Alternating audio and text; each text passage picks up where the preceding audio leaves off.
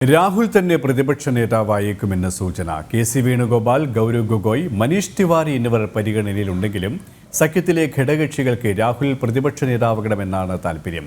അടുത്ത ദിവസങ്ങളിൽ ചേരുന്ന കോൺഗ്രസ് പ്രവർത്തക സമിതിയാകും ഇത് സംബന്ധിച്ച അന്തിമ പ്രഖ്യാപനം നടത്തുക. ന്യൂനപക്ഷങ്ങളുടെ വിശ്വാസമാർജിക്കാൻ രാഹുലിനായി. പ്രതിപക്ഷ സഖ്യത്തിന് സീറ്റുകൾ വർദ്ധിപ്പിക്കാനായതും രാഹുലിന്റെ പ്രവർത്തനങ്ങളുടെ ഫലമാണെന്നാണ് സഖ്യത്തിലെ കക്ഷികളുടെ വിലയിരുത്തൽ. സഭയ്ക്കുള്ളിൽ രാഹുലിന്റെ നേതൃത്വം പ്രതിപക്ഷ നിരക്കാകെ കരുത്തു പകരുമെന്ന് CPM-ഉം സമാജ്വാദി പാർട്ടിയും RJD-യും അടക്കം അഭിപ്രായപ്പെട്ടു. എന്നാൽ ഇതിൽ അന്തിമ തീരുമാനമെടുക്കേണ്ടത് രാഹുൽ തന്നെയാണ്. ഉത്തരവാദിത്തപ്പെട്ട ചുമതലകൾ ഏറ്റെടുക്കാതെ പലപ്പോഴും മാറി നിന്നിട്ടുള്ള ചരിത്രം രാഹുലിനുള്ളതിനാൽ കെ.സി. വേണുഗോപാൽ, ഗൗരവ് ഗൊഗോയ്, മനീഷ് തിവാരി അടക്കമുള്ളവരുടെ പേരുകളും ചർച്ച ചെയ്യുന്നുണ്ട്.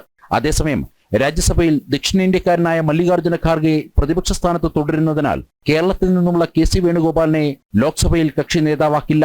രാജസ്ഥാനിൽ നിന്നുമുള്ള രാജ്യസഭാ അംഗമായിരുന്നിട്ടുകൂടി പ്രതിപക്ഷ നേതാവ് സ്ഥാനം മോഹിച്ചാണ് കെ.സി. ആലപ്പുഴയിൽ മത്സരിച്ചതെന്ന് നേരത്തെ വിമർശനങ്ങൾ ഉയർന്നിരുന്നു. അതേസമയം വയനാട്ടിലും റായ്ബറേലിയിലും വിജയിച്ച രാഹുൽ ഏതു മണ്ഡലത്തിലെ MP ആയി തുടരണമെന്നതിലും അന്തിമ തീരുമാനം ഉടനുണ്ടാകും.